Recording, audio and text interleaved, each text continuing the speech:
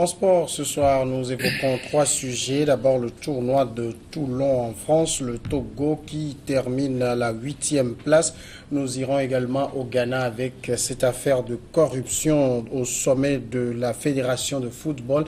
Eh bien, le gouvernement semble en voie de dissoudre cette fédération et puis le mondial 2018. Le coup d'envoi, ce sera le jeudi prochain. Nous en parlons avec le journaliste sportif Armel Ouaba. Bonsoir. Bonsoir Samuel. D'abord, le tournoi de Toulon, comme nous le disons, le Togo finit à la 8e place. Ce n'est pas un tournoi qui a été véritablement médiatisé. De quoi s'agit-il comme tournoi?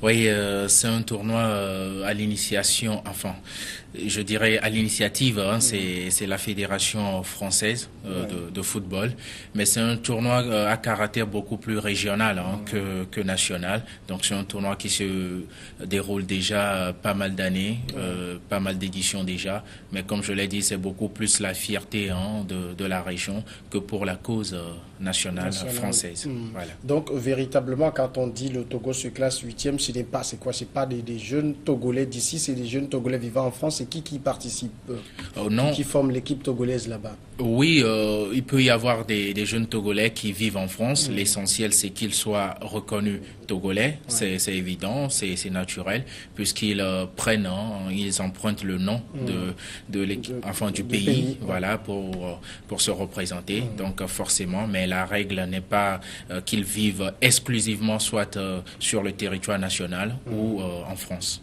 Alors là, le Togo se classe à la 8e place. Est-ce que c'est une bonne ou mauvaise performance? Oui, dans l'ensemble, moi je dirais c'est une performance satisfaisante, mais le Togo pouvait faire beaucoup plus mieux. Voilà, beaucoup mieux, excusez-moi. C'est-à-dire que on a eu une victoire de la sélection togolaise contre la Corée du Sud, et puis un match nul. Pour ceux qui ont suivi le match, c'était un match très intense, et donc s'en sortir avec un résultat nul, c'était vraiment une très bonne chose, honorable. Voilà. Et maintenant, ce dernier match face à la France, le Togo a pêché dans ce match-là plus que battu, avec 4 points tout de même en 3 matchs. C'était quelque chose de véritablement encourageant. Mais voilà, à la fin, les Togolais n'ont pas pu se classer premier de ce groupe-là, puisque déjà après le deuxième match, on était premier. Et donc, il fallait juste un match nul pour conserver cette première place synonyme des demi-finales. Voilà, mais on n'est pas arrivé à réaliser cette performance-là. Alors, c'est qui étaient les joueurs? Est-ce qu'on a de grands noms ou bien c'est des joueurs inconnus?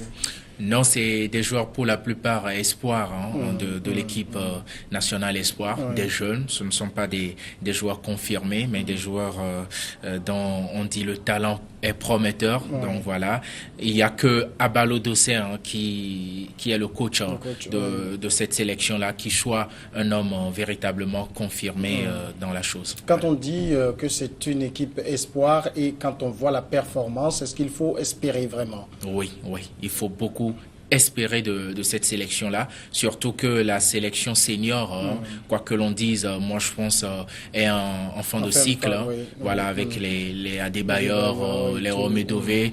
De toute façon, il faut penser déjà à la relève, et je pense que la relève, nous l'avons, notamment à travers cette sélection qui a montré un très très grand visage lors de cette compétition là-bas en France. Les autres équipes qui ont participé, c'était des équipes quoi, de haut niveau ou c'est le même acabit? Non, c'est le même acabit, on va dire. Enfin, ce sont des sélections aussi espoirs de leur pays. Donc on suppose que a priori le niveau il est le même. Maintenant, on sait que les réalités du terrain sont tout autres, mais pour l'ensemble de ce que notre sélection a montré, une victoire, je vous le disais tantôt, et puis un match nul, et quand même la France qui nous a battus difficilement. Ça veut dire que cette équipe-là a une certaine valeur. Est-ce que c'est des jeunes qui avaient déjà de la compétition dans les jambes? Oui, c'était des jeunes qui, pour la plupart, jouaient déjà notre championnat national, à l'instar d'un Pascal qui s'est illustré, voilà, d'une façon plutôt malheureuse à la fin, mais c'est des joueurs qu'on connaît ici, qui évoluent un peu partout dans nos clubs de première et même deuxième division. On les a vus à l'œuvre. Est-ce qu'il y a eu des révélations? Oui, bien sûr, il y a eu des révélations. Il y a eu un joueur togolais, d'ailleurs, qui était notre meilleur buteur. Voilà, j'oublie un peu le nom, mais ça a été un joueur enfin qui nous a tous émerveillés, qui a marqué beaucoup de buts, je crois 4 dans l'ensemble des rencontres qu'il a eu à disputer, mais surtout qui a montré un joli visage lors du premier match face à la Corée du Sud. C'est grâce d'ailleurs à lui qu'on a pu s'en sortir avec cette magnifique victoire sur ce pays asiatique. Voilà. D'accord. En tout cas, c'est des jeunes qu'il faut véritablement suivre désormais, c'est ce qu'on va dire. Oui, Samuel, vous avez tout à fait raison, mais quand on sait que c'est le problème ici au Togo, voilà, je pense que très sincèrement, ceux qui sont concernés par la chose vont suivre cette sélection qui n'a montré rien d'autre qu'un meilleur visage. En tout cas, footballistiquement, c'était une équipe très séduisante. D'accord. Deuxième sujet de l'invité sport ce soir, le Ghana. Le Ghana avec cette affaire de corruption. Le président de la Fédération de football du Ghana prit la main dans le sac. Un documentaire le révèle, proposant un pot de vin à des partenaires contre la promesse de les présenter au président de la République. Et du coup, le gouvernement monte au créneau et est en voie de dissoudre la fédération. D'abord, est-ce qu'il faut se dire que c'est tout à fait normal ce qui se passe, que le gouvernement puisse intervenir, parce qu'on sait aussi que la FIFA n'aime pas vraiment l'immixtion du politique dans le sport? Oui, les avis sur ce sujet-là sont totalement partagés. Maintenant, si vous permettez, moi je donne le mien. Je pense que c'est inconcevable de demander à quelqu'un qui injecte son argent dans une initiative, on va dire, et lui demander de ne pas s'immiscer dedans. C'est quasiment impossible. Je ne connais pas une personne qui puisse accepter cette condition-là, mais cette condition existe déjà depuis longtemps, et je pense que c'est la petite touche de correction que peut apporter la FIFA. Dans les pays européens, la différence est que les fédérations sont totalement indépendantes financièrement. Ce n'est pas le cas de nos fédérations ici en Afrique, donc difficile alors de demander ce genre de conditions. Donc c'est à la FIFA de revoir cette règle-là, de l'harmoniser beaucoup plus pour éviter ce genre de situation. Mais si vous voulez mon avis, non, je ne pense pas que ce soit quelque chose qu'on puisse demander au gouvernement, on va dire. Alors sur le cas du Ghana, c'est principalement le président de la fédération qui est un peu pris en indélicatesse. Est-ce qu'il avait besoin, le gouvernement avait vraiment besoin de dissoudre toute la fédération pour cela? Oui, vous savez, le Ghana, même si c'est souvent considéré comme un pays, on va dire, transparent dans les affaires sportives, dans la gestion des affaires sportives, depuis quelques années déjà montre un tout autre visage, l'opposé de ce qu'on pense de ce pays-là. Ça a commencé d'abord par la Coupe du Monde au Brésil, où il y a eu cette affaire d'argent où les joueurs réclamaient leur prime et tout ça. Mais ça a continué visiblement avec un président, document à l'appui. On a vu qui est mêlé dans une affaire de corruption. Il y a une vidéo dans laquelle on le voit réclamer $65 000. C'est beaucoup de millions ici. Et donc, voilà, quoi, il n'en fallait pas plus pour essayer d'avoir l'homme. D'après les infos que nous avons aussi, c'est un homme, voilà, qui n'a pas forcément une bonne morale. Voilà, il se prête souvent à ce genre de choses, et je pense que c'est tout à fait normal de jeter un œil là-dedans. Alors, c'est une fédération qui, comme vous le dites, depuis des années, montrait déjà ce visage-là. Il fallait attendre un documentaire pareil, c'était la goutte d'eau, le fait qu'on voit véritablement que c'est cela que le président fait avant de décider de faire le ménage d'abord. Oui, je pense qu'il fallait ça. Il fallait ça malheureusement, parce que ces gens que l'on accuse vous disent où est la preuve. Voilà, donc même s'ils savent qu'ils le font, ils vous demandent la preuve. Et donc c'est d'ailleurs pour cela que des confrères ghanéens, journalistes, voilà, ont réalisé cette enquête-là en se faufilant, en se donnant d'autres titres pour essayer de piéger le... C'est surtout le journaliste Harry Miyaou qui a mené l'enquête. Voilà, donc on a dû piéger Kwesi Takinyang, voilà, c'est son nom, le président de la fédération ghanéenne de football. Et là, je pense qu'il n'a pas d'autre choix, hein, puisque les documents sont là. Voilà. Alors aujourd'hui, est-ce qu'on va se dire qu'avec cette affaire, le ménage va être fait dans le football ghanéen? Difficile. Je ne crois pas, parce que d'abord c'est beaucoup plus à des échelles plus élevées que cela. Aujourd'hui, c'est le président de la fédération ghanéenne de football, mais on sait que jusqu'aux politiques eux-mêmes, voilà, c'est des pratiques courantes. Donc lui, ce n'est qu'un rouage, hein, comme on le dit dans le système.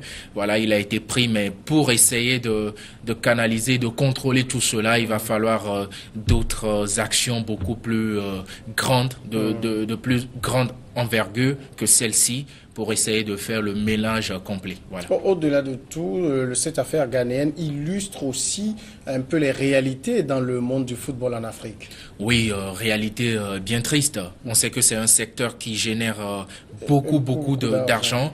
Et donc, les présidents de clubs, d'ailleurs, j'en parlais tout à l'heure avec un confrère qui me disait qu'ils ont de très bons projets, 5 étoiles, mais dès qu'ils arrivent, c'est plutôt pour remplir leur poche. Voilà, je pense que c'est juste une affaire de conscience.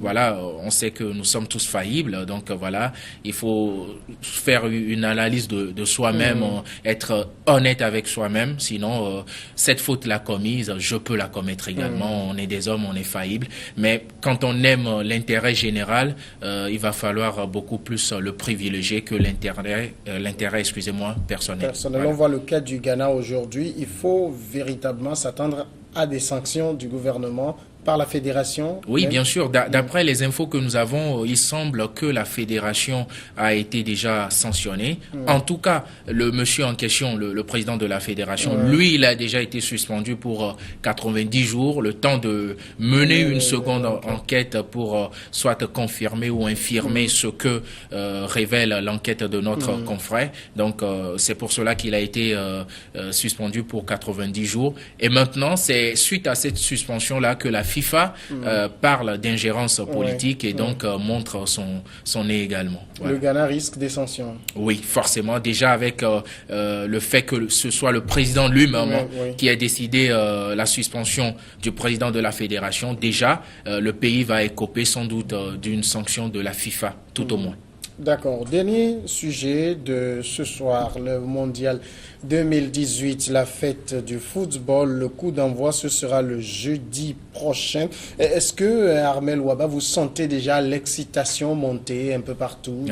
Oui, vous le sentez? Oui, elle est partout. Elle est partout. Pour nous qui sommes beaucoup plus dans le domaine, voilà, elle est partout. Des fois, même en ville, il y a des gens qui vous demandent est-ce que New World va montrer ça? Voilà. Vous savez, c'est un des plus grands événements de la planète Terre. Est-ce que c'est confirmé que New World, c'est vrai, on dira que c'est pas moi qui vais poser la question, mais je la pose quand même. Est-ce que ce sera le cas? Vous savez, je suis malheureusement pas la personne qui pourra répondre à ça, mais je suis sûr que la chaîne sportive fait tout pour satisfaire ceux qui sont fidèles à cette chaîne-là. Voilà. Alors, malgré qu'il n'y ait que 5 pays africains, puis 3 sont du Maghreb, 2 ne sont pas du Maghreb, le continent africain va vibrer encore une fois? Oui, encore une fois, avec les 5 sélections africaines, le Nigeria, le Sénégal, le Sénégal, la Tunisie, l'Égypte, voilà. On attend de pied ferme ces formations-là, surtout que lors des matchs de préparation, dans l'ensemble, les équipes africaines ont plutôt montré un bon visage, mais quand on connaît l'histoire de nos sélections africaines en Coupe du Monde, il va falloir plus que ça pour espérer beaucoup plus de bons résultats, on va dire. Justement, en voyant les matchs de préparation, il y a espoir? Oui, il y a espoir. Ça dépend des sélections. Quand je prends l'Égypte, par exemple, les Pharaons ont fait 2 matchs nuls et une défaite. Ce n'est pas quand même. Voilà, lourde. 3-0. Ouais, même si beaucoup diront que voilà, le talisman n'était pas là. Attention, c'est justement lui qui cache, à mon avis, c'est justement lui qui soit l'arbre Enfin, qui cache la forêt. Voilà, merci. Et donc, pour les autres sélections, il y a encore la Tunisie. La Tunisie m'impressionne vraiment, surtout dans son match face au Portugal. Un match nul, 2 buts partout. Ce n'était pas donné, oui. Cristiano n'était pas là, mais il fallait le faire. Et moi, j'ai suivi ce match-là. Les Tunisiens, les Aigles de Carthage ont montré un véritable visage séduisant de sportif. Voilà. Alors, les pays européens également se préparent activement là-bas. C'est encore, certes, il y a l'Italie qui n'est pas de la partie, mais ça va se jouer entre les grandes équipes. Oui, les favoris européens, l'Allemagne, bien évidemment, tenante du titre. Voilà, d'ailleurs encore championne de la Confédération en prélude de cette Coupe du Monde-là, oui, forcément. Il y a aussi la France, on le sait. Il y a l'Espagne qui revient surtout, oui, parce que les Espagnols ont passé la dernière Coupe du Monde complètement d'une façon ratée, sortie dès le premier tour. Mais avec la jeune génération incarnée par Isco et consorts, je pense qu'il faut aussi faire attention à cette équipe espagnole, qui d'ailleurs se trouve dans le même groupe qu'un autre pays africain, le Maroc. Donc voilà, je pense que il va falloir véritablement, comme à l'accoutumée, on sait qu'eux, ils vont passer en nombre pour les prochains tours. Oui, le cas aussi de la France, certainement, dans un groupe avec le Danemark, le Pérou. Ce ne sont pas des fous de guerre, excusez-moi, au point où les Français ne sortent pas au moins pour le deuxième tour. On se rappelle, hein, si on veut insister un peu sur le cas de la France, on avait dit la même chose en 2002. On a vu ah oui, la désillusion. On a été agréablement surpris pour nous Africains qu'on est, voilà. Alors, est-ce que au-delà de tout, en Russie même, tout est prêt? Ce sera une belle compétition. Ah oui, vous savez, cette compétition, elle a des allures politiques. Oui, voilà. Oui. Je suis sportif, mais aussi politique, donc un peu politique. Je sais que Vladimir Poutine veut montrer le visage de la grande Russie, donc tout est prêt, tout est prêt. Les stades sont totalement prêts. C'est un pays vaste, un pays qui a pas mal d'infrastructures et donc voilà, mais il y a que la sélection elle-même qui n'emballe pas. D'après les infos que nous avons, quand vous allez en Russie, les Russes eux-mêmes ne se sentent pas concernés.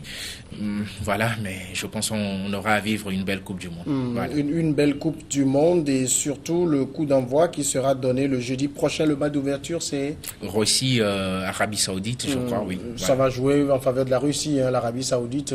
Attention, oui. Ce n'est pas le premier sport, hein, le football en Arabie Saoudite, mais ils ont fait aussi des matchs de préparation où j'ai été agréablement surpris.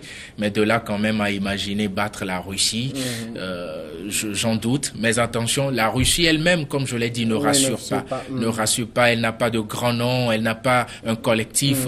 Il n'y a que, l'identité russe qui soit une motivation. Je crains que ce soit suffisant pour prétendre à un très bon parcours. Alors, on voit à chaque Coupe du Monde, il y a quand même de grandes révélations, des équipes qu'on considérait comme très petites et puis qui font des exploits. Ce sera pareil cette année aussi? Oui, ce sera pareil. Je miserai sur la Corée du Sud, même si elle a déjà eu à réaliser une très grande performance en 2002. Cette fois-ci, la Corée revient avec une belle génération de joueurs, Son, et puis il y a aussi l'Islande. Bon, peut-être pas une révélation, mais plutôt une confirmation dans l'élan de ce que les Islandais ont prouvé en France lors de l'Euro. Donc voilà, on aura ces petits détails-là. Armel Ouaba, merci d'être venu répondre à nos questions. Merci à vous aussi. Et on marque tout de suite la pause et après, on retrouve les journalistes pour Regard Croisé.